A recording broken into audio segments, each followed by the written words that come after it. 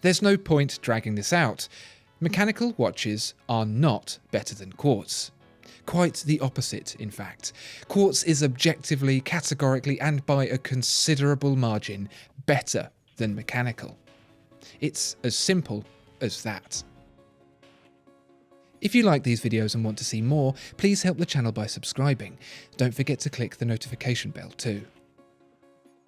It was apparent from the get-go that electronic watches were better than mechanical. Even as early as 1928, when Bell Telephone Labs engineer Warren Morrison discovered that he could keep a steady beat by putting a charge through a quartz crystal, quartz movements have been capable of accuracies of at least 100 times greater than mechanical. That's pretty damning for the mechanical movement, a technology that was supposedly at its peak, developed and refined for centuries and immediately decimated by a prototype made by an employee of a phone company. Of course, Morrison's device was far too big to wear on the wrist, but still it struck the first chime in a death knell of the mechanical watch. Compared to a mechanical watch, quartz operates in, surprisingly, much the same way, with power and regulation. Where a mechanical watch uses a spring for power and an escapement for regulation, a quartz watch uses a battery-powered motor and a quartz crystal to do the same job. It's thanks to the piezoelectric effect that the quartz movement works at all. It's like this: deform a quartz crystal and it generates a charge. The reverse is also true: put a charge through a quartz crystal and it deforms.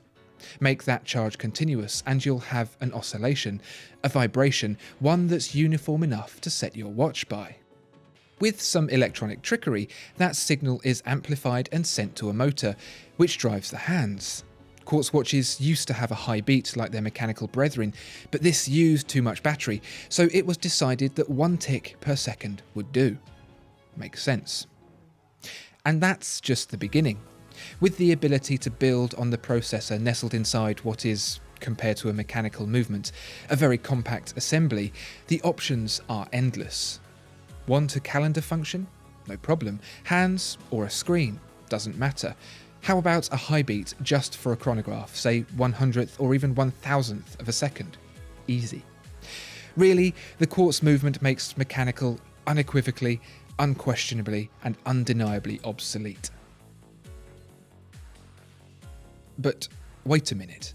If quartz really were so much better, then this 2015 Platinum Limited Edition Reverso wouldn't exist. Yet here it is. And not only does it exist, it wears its mechanical movement with pride, skeletonized and visible from both sides of the reversible case. What nonsense is this? To repeat what was said at the beginning, quartz is better than mechanical.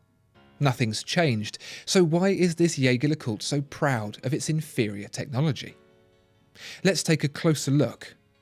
Quartz has its battery, a small vessel containing an electrolyte liquid sandwiched between two metals, the anode and cathode. It's a chemical reaction that causes the discharge of electricity, invisible to the naked eye. Mechanical is far more crude. It uses a coiled strip of metal about 50 centimeters long and, well, that's it.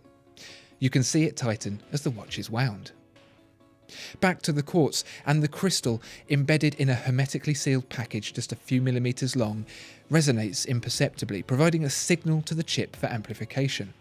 It's so neat and tidy with minimal moving parts to grind or wear. The battery then sends a charge through a coil, creating a magnetic field that's translated into the movement of the hands. To say that the mechanical movement is agricultural by comparison is an understatement. It's bigger for starters, much bigger, and has multiple moving parts, introducing friction, gravitational discrepancies, not to mention wear.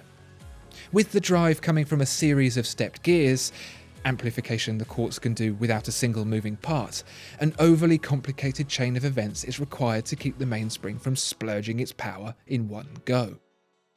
And by complicated, I mean really complicated. See if you can keep up. Power goes from the mainspring through the centre wheel, which drives the hands, to the third wheel, then the fourth wheel, the last and fastest in the chain before the escapement, which drives the escape wheel, whose angled teeth engage with a pivoting Y-shaped piece called the pallet, that's fitted with ruby jewels to try and rein in the friction caused by the sliding of the two components, one end locking the escape wheel to prevent the mainspring from unwinding, while the other knocks the balance wheel, which spins, coils the balance spring, bounces, flicks the pallet back, unlocks the escape wheel, and the process starts all over again. It's messy, convoluted, inefficient, and yet somehow fascinating. Watching the train of parts mesh and turn and bounce is nothing short of mesmerising, even in its most basic form. There's something cerebral going on, a primordial itch in the brain that's scratched by these mechanics that motionless electronic components simply just can't get at. It's completely counterintuitive and without reason, and it only becomes more prevalent with complexity. Add a chronograph or a calendar and the movement gets bigger and bulkier and even more satisfying. If super-intelligent aliens were to discover Earth, it's this kind of behaviour that would put them off making contact. We have the atomic clock, an orbital space platform, nanotechnology, yet we still derive pleasure from an antiquated mechanism that should have died out half a century ago. So, yes, quartz is unequivocally better than mechanical. We just don't care.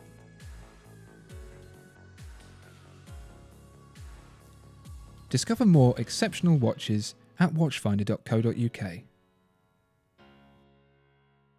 If you enjoyed this video, please like and subscribe.